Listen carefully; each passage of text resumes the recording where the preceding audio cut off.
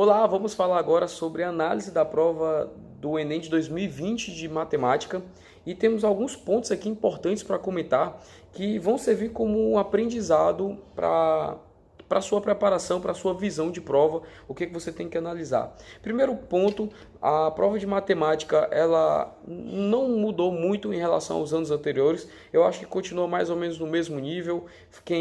A nota máxima vai muito provavelmente girar ali na faixa dos 980, 990, como normalmente ela é.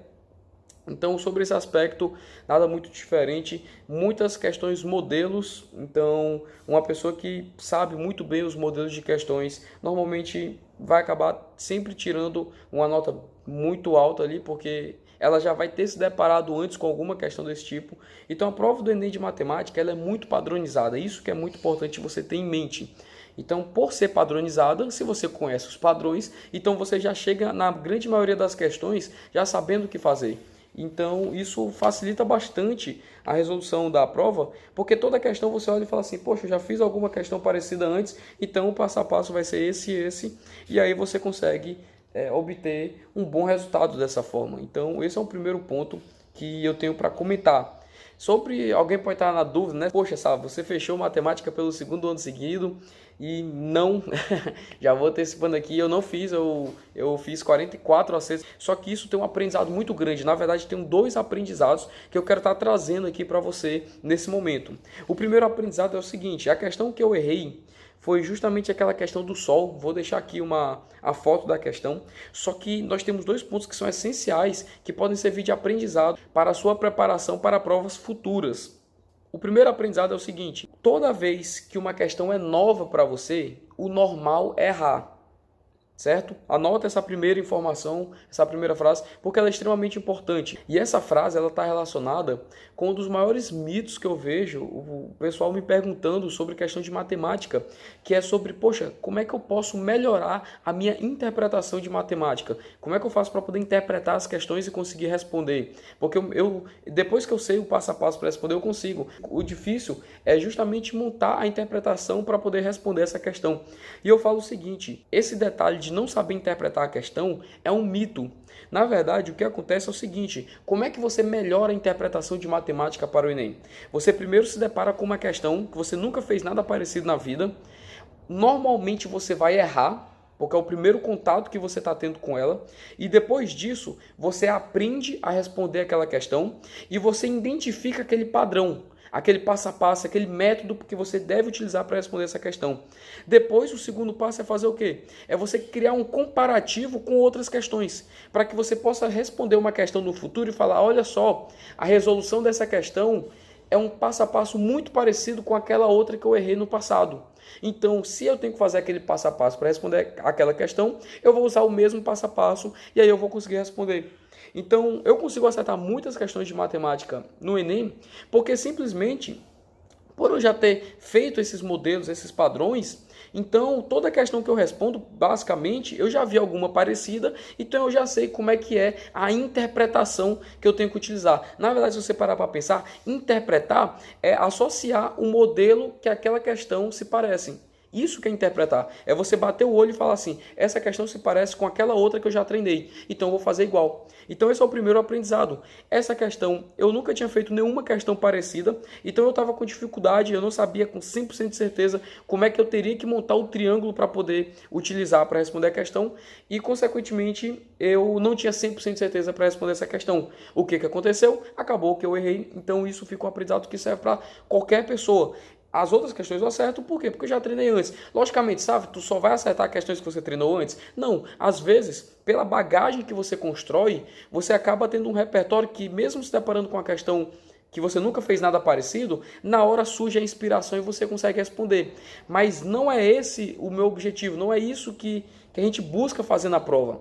Essa questão é aquela questão que mesmo quando você acerta, você muitas vezes acaba respondendo, mas fica com um pouco de dúvida sobre, poxa, será se eu realmente acertei essa questão? Então, por isso que é muito importante ter isso bem claro. Nós treinamos para cometer um primeiro erro, depois nós entendemos o padrão por trás daquela questão, para que caso aconteça de cair uma questão parecida, eu vou lá e acerto.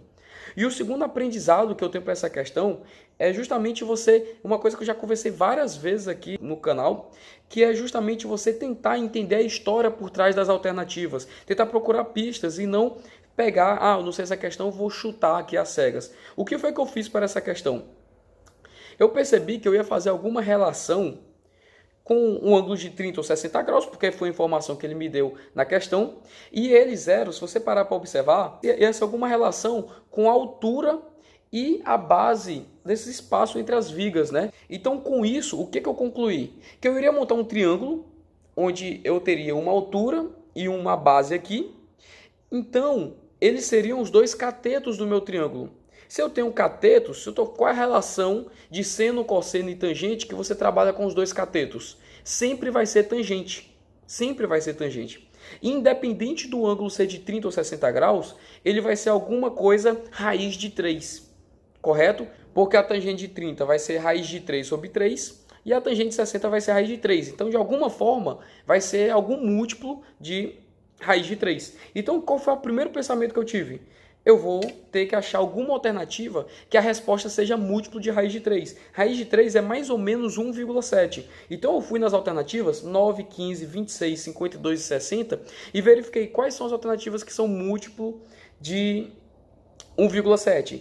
Justamente 26 e 52. Né? Se você multiplicar, ele falou que a altura lá, a distância entre as vigas era de 30 centímetros, então se eu multiplico 30 vezes 1,7, eu chego em 52. Se eu multiplico a metade, porque poderia ser a metade, porque ele falou que era 50%, alguma coisa assim, então se eu pego esse 15 vezes 1,7, eu chegaria no 26. E então, qual é o aprendizado que eu tiro nesse cenário? Que é justamente, mesmo quando você não sabe como responder a questão, você tem como olhar as pistas, as alternativas que as questões te oferecem, e a partir disso, você eliminar alternativas. Então perceba, mesmo uma questão que eu não tinha 100% de certeza, pelo fato de eu ter analisado, poxa, o que eu sei, o que eu consigo extrair dessa questão? Eu tenho que utilizar uma raiz de 3. Então, com isso, eu consegui ficar entre duas alternativas. Então perceba, mesmo quando é para errar, você tem que, poxa, para errar é difícil, tem que ser algo bem... nas últimas, você vai tentar extrair ao máximo. Ficando em duas alternativas, a minha chance ficou de 50%. Eu acabei fazendo uma conta louca lá na hora da prova, cheguei na resposta 26, que é a resposta correta, só que eu não tinha 100% de certeza sobre aqueles cálculos. Então, eu fui inventar lá na hora de contar as alternativas, na hora da prova. Eu vi que essa prova teve muita alternativa C e pouca alternativa D, e eu fiquei, pouca mesmo, porque o normal, se você dividir 45 por 5, é 9 alternativas para cada.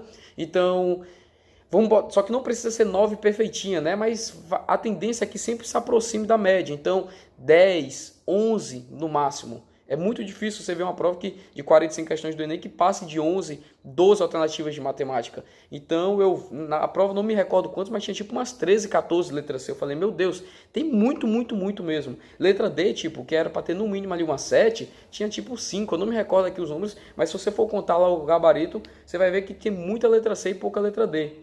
E aí nisso eu fiquei, meu Deus, e agora? O que eu faço? E acabei optando pela letra D. Mas o aprendizado que fica é justamente esse, que mesmo quando você não sabe 100% de certeza como responder a questão, tenta entender a história que está por trás das alternativas para que com isso você consiga ter um chute em duas alternativas. Às vezes você tem um chute em até uma. Já pensou se só tivesse uma alternativa que fosse múltiplo de 3? Eu iria acertar a questão da mesma forma.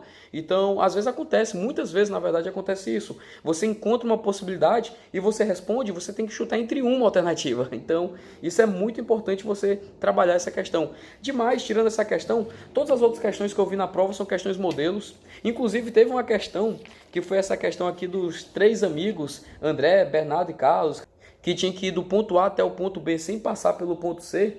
Essa aqui é uma questão modelo clássica que tinha no meu material. Vou até botar uma foto aqui dessa página do meu material que eu abordo essa questão. Inclusive até o exemplo foi o mesmo. Reutilizei justamente o exemplo que você calcula 35 menos 18 e chega na resposta 17. Isso aqui só para mostrar para você que realmente, quando você estuda por modelo de questões, a questão cai exatamente do mesmo jeito. Eu mostrei nessa questão, só para você ter uma ideia do que é um modelo, é isso. É uma questão que ela consegue explicar qualquer cenário que possa acontecer naquela situação. Então perceba, aqui ó, nessa questão, eu expliquei todos os detalhes. Como é que eu faço para calcular para ir do ponto A até o B? Como é que eu faço para ir do ponto A até o C, passando pelo ponto B? Como é que eu faço para ir do A até o C, não passando pelo ponto B? Então eu ensino os 3 cenários e aí a questão que vai cair desse assunto só pode ser de uma dessas 3 formas. Então se eu sei responder esse modelo, qualquer questão que tiver relacionada com esse modelo, eu vou acertar também. Então perceba, e assim você vai fazendo com todas as outras 44 questões,